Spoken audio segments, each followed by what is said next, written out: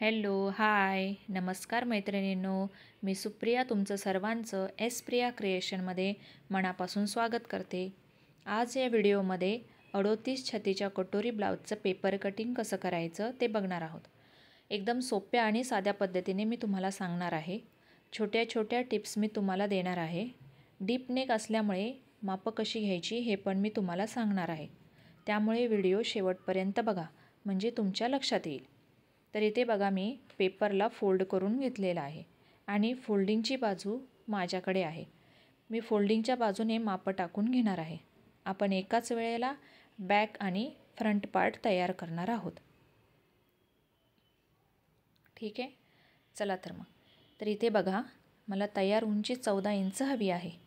तर यामध्ये मी 1 inch extra घेऊन 15 इंचावरती मार्किंग करून घेणार आहे. इथे मी 15 इंचावरती मार्किंग करून घेणार आहे. आता इथे मी एक सरळ लाईन मारून घेते. आता शोल्डरसाठी मी 5.25 इंचावरती मार्किंग करून घेणार आहे. आता लक्षपूर्वक ऐका. 38 छातीसाठी गळारुंदी नेहमी 2.25 इंच घ्यायची आहे. त्यानंतर आपल्याला तयार शोल्डर पट्टी किती हवी आहे ती घेऊन त्यामध्ये आपल्याला 1/2 इंच एक्स्ट्रा घेऊन माप टाकायचं आहे. मला तयार शोल्डर पट्टी 2.25 इंचाची हवी आहे आणि त्यामध्ये 1/2 इंच एक्स्ट्रा म्हणजे मी 3 इंच शोल्डर पट्टीसाठी माप टाकलेलं आहे. 2.25 इंचाची गळारुंदी आणि शोल्डर पट्टीसाठी 3 इंच असं मिळून मी 5.25 इंचावरती मार्किंग करून घेतलेलं आहे. तुम्हाला जेवढी तयार शोल्डर पट्टी हवी आहे त्यात 1/2 इंच एक्स्ट्रा घेऊन माप टाकून घ्यायचं आहे. ठीक आहे, आलं लक्षात? तर आता मुंडा खोली 38 छातीसाठी मी 5.25 इंचावरती मुंडा खोली टाकलेली आहे.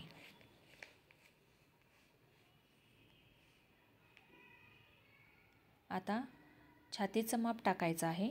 तर 38 छातीचा चौथा भाग 9.5 इंच घेतलेला आहे आणि त्यानंतर 2 इंच एक्स्ट्रा मार्जिन घेऊन मी ही सरळ लाईन मारून घेते.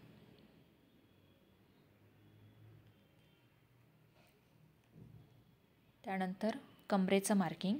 तर इथे बघा कंबर आहे 31.5 इंच. त्याचा चौथा भाग मी 7.25 इंच घेतलेला आहे.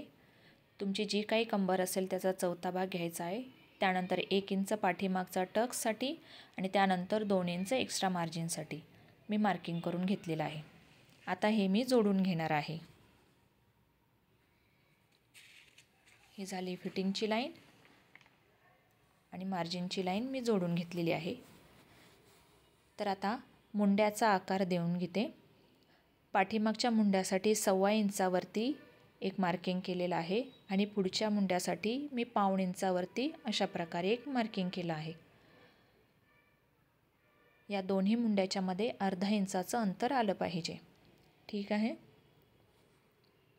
मुंड्याचा आकार देण्यासाठी मी अशा प्रकारे मध्य काढून घेतलेला आहे आणि एक मार्किंग करून घेतलेलं आहे म्हणजे मुंड्याचा आकार देणं सोपं होईल.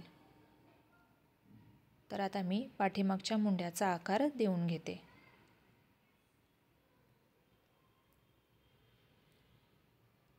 तर हा आता आपला झाला पाठीमागचा मुंडा. आता पुढच्या मुंड्याचा आकार देऊन घेते. तर इथे बघा इथून आपल्याला एक रेष आतमध्ये यायचं आहे आणि पुढच्या मुंड्याचा आकार देऊन घ्यायचा आहे. जास्त आतमध्ये नाही जायचं, फक्त एकच रेष. यामुळे मुंड्याला घोळ येत नाही आणि फिटिंगही व्यवस्थित येते. आता इथे पुढच्या गळ्याचं मी मार्किंग करून घेते. तर 2.25 इंच मी गळारुंदी टाकलेली आहे.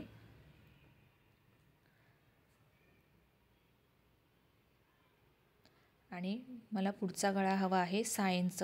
तर मी त्यामध्ये अर्धा इंच स्टिचिंग मार्जिन घेऊन मी 6.5 इंचावरती एक मार्किंग करून घेतलेलं आहे. तुम्हाला जेवढी गळा उंची हवी असेल तेवढी घेऊन त्यामध्ये अर्धा इंच एक्स्ट्रा मार्जिन घेऊन मार्किंग करून घ्यायचं आहे. त्यानंतर खालच्या बाजूने गळारुंदी मी 2.25 इंच घेतलेली आहे. तुम्हाला 3 घ्यायची असेल तरी तुम्ही घेऊ शकता. म्हणजे गळ्याचा आकार व्यवस्थित येतो, गळा पॅक होत नाही. त्यानंतर अशा प्रकारे मी एक बॉक्स तयार करून घेतलेला आहे आणि इथून एक क्रॉस मार्किंग मी 1 इंचावरती करून घेतलेला आहे. आणि आता मी पुढच्या गळ्याचा आकार देऊन घेते.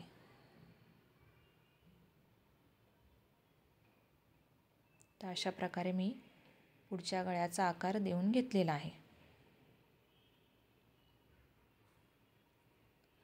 आता योकपट्टीचं मार्किंग. तर आपल्याला योकपट्टी किती उंचीची हवी आहे ते मार्किंग करून घ्यायचं आहे. मला 2.25 इंचाची तयार योकपट्टी हवी आहे, म्हणून मी 2.25 इंचावरती मार्किंग करून घेतलं आहे. इथे मी 2.25 इंचावरती एक मार्किंग केलं. सेम त्याच प्रकारे मी इथेही 2.25 इंचावरती मार्किंग करून घेतलेलं आहे. आता दोन्ही बाजूने मी एक डॉटेड लाईन मारून घेणार आहे.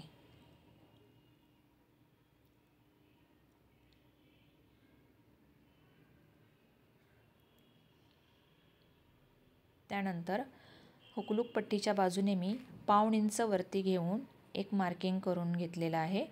तुम्हाला जर 1 इंच किंवा अर्धा इंच घ्यायचं असेल तर तुम्ही घेऊ शकता. मी 1.25 इंच घेऊन योकपट्टीचा आकार देऊन घेणार आहे.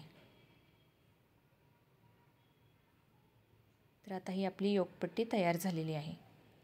आता कटोरीचं मार्किंग.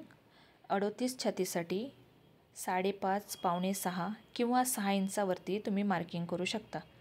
मी इथे 5.5 इंचावरती मार्किंग केलेलं आहे.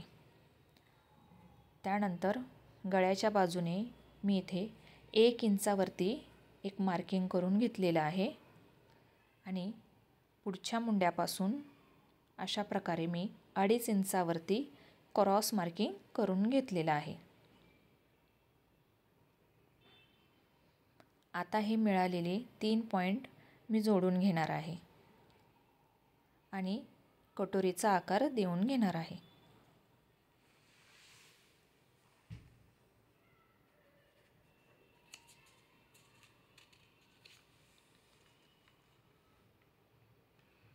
आपला हा कटोरीचा आकार तयार झालेला आहे. आता आपलं हे मार्किंग तयार झालेलं आहे. तर मी हे कट करून घेणार आहे. तर सर्वात आधी मी पाठीमागचा भाग कट करून घेणार आहे.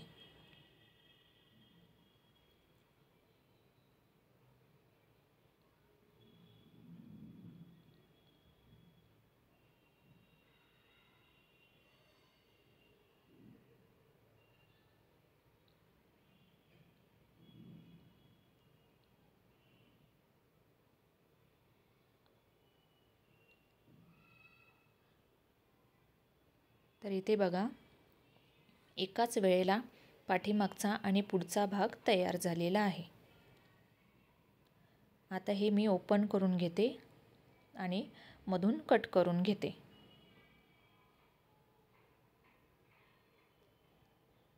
अशा प्रकारे मी हे कट करून घेतलेलं आहे. तर इथे आपला पाठीमागचा भाग तयार झालेला आहे. तर हा भाग तुम्ही कापडावर आहे असा ड्रॉ करून पाठीमागचा भाग कट करू शकता. यामध्ये तुम्हाला काही बदल करायचं नाही. तर आता पुढचा पार्ट मी कट करून घेते. तर सर्वात आधी मी पुढच्या मुंड्याचा आकार कट करून घेणार आहे.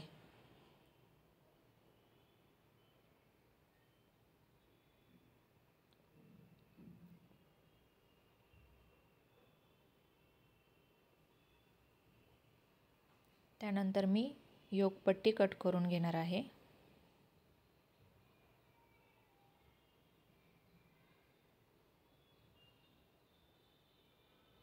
त्यानंतर पुढचा गळा,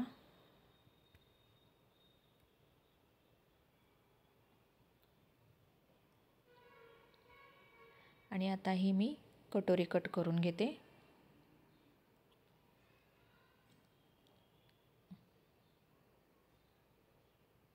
तर हे आपलं कटिंग झालेलं आहे. तर आता इथे बघा, ही शोल्डर पट्टी 1.5 इंच गळ्याच्या बाजूने आणि अर्धा इंच शोल्डरच्या बाजूने स्टिचिंगमध्ये जाणार आहे. तर उरलेली आपली तयार शोल्डर पट्टी तयार होणार आहे. शोल्डर पट्टीमध्ये तुम्हाला काही चेंजेस करायचे असतील तर करू शकता, पण गळा रुंदी तुम्हाला 2.25 इंचच घ्यायची आहे. आता कटोरी कशी वाढवायची हे मी तुम्हाला सांगणार आहे, पण त्याआधी 38 छातीच्या बाहीचं कटिंग कसं करायचं हे मी तुम्हाला सांगणार आहे. तर इथे मी बघा पेपर असं घेतलेला आहे, पेपरला फोल्ड करून घेतलेला आहे आणि फोल्डिंगचा पार्ट माझ्या बाजूने ठेवला आहे. आता आपण बाहीसाठी माप टाकून घेऊ. मला 9 इंचाची उंचीची तयार बाही हवी आहे. त्यामध्ये मी 1 इंच स्टिचिंग मार्जिन ॲड करून 10 इंचावरती माप टाकून घेतलेलं आहे. इथे पण मी 10 इंचावरती एक असं मार्किंग करून घेतलेलं आहे. आता हे मी जोडून घेते.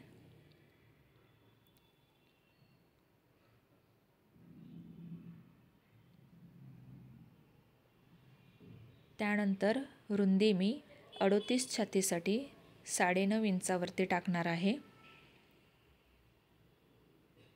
इथे पण मी एक 9.5 इंचावरती मार्किंग करून घेतलेलं आहे आणि इथे एक सरळ लाईन मारून मी अशा प्रकारे एक बॉक्स तयार करून घेतलेला आहे. त्यानंतर बाहीची उंची 10 इंच असल्यामुळे मी मुंडा खोली 3.5 इंचावरती घेतलेली आहे. तिथून 2 इंच आत मी मार्किंग करून घेतलेलं आहे, कारण मी एक्स्ट्रा स्टिचिंग मार्जिन 2 इंच घेतलं आहे. तुम्ही जेवढं स्टिचिंग मार्जिन घेतलं आहे तेवढं तुम्हाला आतमध्ये यायचं आहे. त्यानंतर अशी क्रॉस लाईन मारून घ्यायची आहे आणि या क्रॉस लाईनचा एक मध्य काढून घ्यायचा आहे. तर मी इथे असा एक मध्य काढून घेतलेला आहे आणि इथे एक मार्किंग करून घेतलेलं आहे आणि या मार्किंगच्या वरच्या बाजूने 3 रेषा आणि खालच्या बाजूने 3 रेषा असं मी मार्किंग करून घेतलेलं आहे, म्हणजे बरोबर 1.25 इंच गॅप मिळतो. त्यानंतर इथून 1.5 इंचावरती मार्किंग करून घ्यायचं आहे. आता मी इथून मागच्या मुंड्याचा आकार देऊन घेते.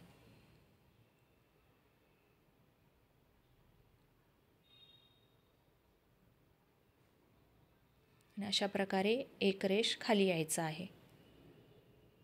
त्यानंतर पुढच्या मुंड्याचा आकार देऊन घेते. हे बघा अशा प्रकारे आपला मागचा मुंड्याचा आकार आणि पुढच्या मुंड्याचा आकार तयार झालेला आहे.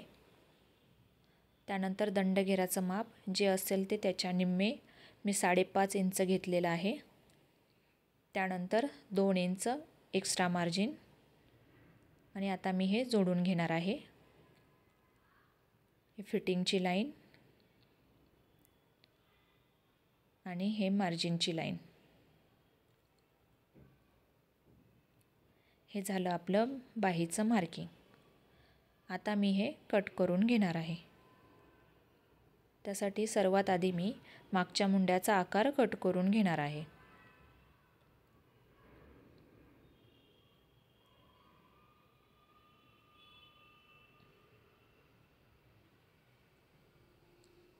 आता मी हे पेपर ओपन करून घेते आणि पुढच्या मुंड्याचा आकार कट करून घेते.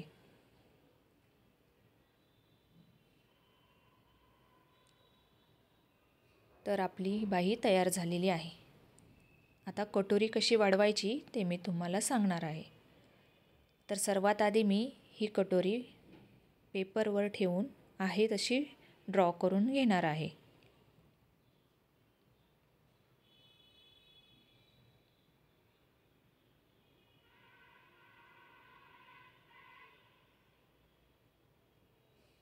आता हे ड्रॉ करून झालेलं आहे.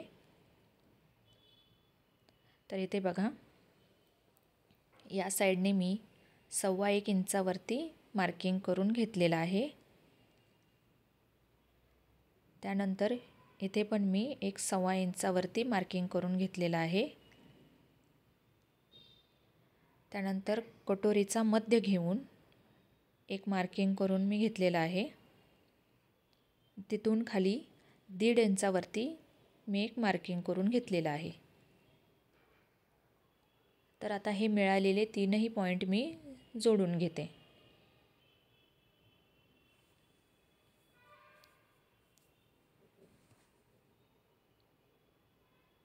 त्यानंतर हुकलूक पट्टीच्या बाजूने सुद्धा मी एक अशी सरळ लाईन मारून घेणार आहे. आता हे बघा, इथून पाव इंचावरती मी एक मार्किंग करून घेणार आहे आणि हा थोडासा मी गळ्याचा आकार वाढवून घेणार आहे. त्यानंतर इथून आणि इथपर्यंत मी कटोरीचा आकार देऊन घेणार आहे.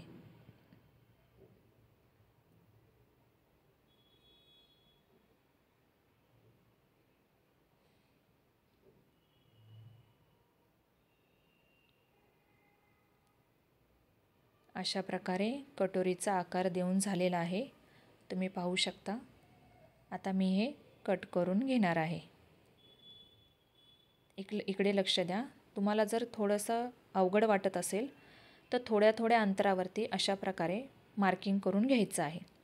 त्यानंतर इथे पाव इंच, अर्धा इंच, पाऊण इंच, 1 इंच आणि 1.25 इंच असा गॅप ठेवून आपल्याला ही कटोरी जोडून घ्यायची आहे.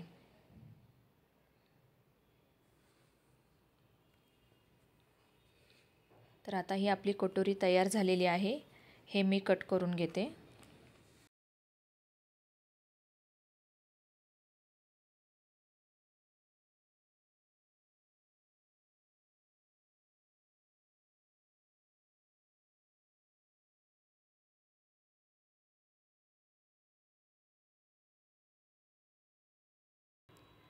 तर मी आता कटोरीचा मध्य काढून घेणार आहे. तर त्यासाठी मी कटोरी अशा प्रकारे फोल्ड केलेली आहे. तर थोडासा पार्ट खाली वर होतोच, तर तो व्यवस्थित कट करून घ्यायचा आहे. तर मी ते व्यवस्थित असं कट करून घेतलेलं आहे. आता मला कटोरीचा मध्य मिळालेला आहे. मी इथे एक मार्किंग करून घेते.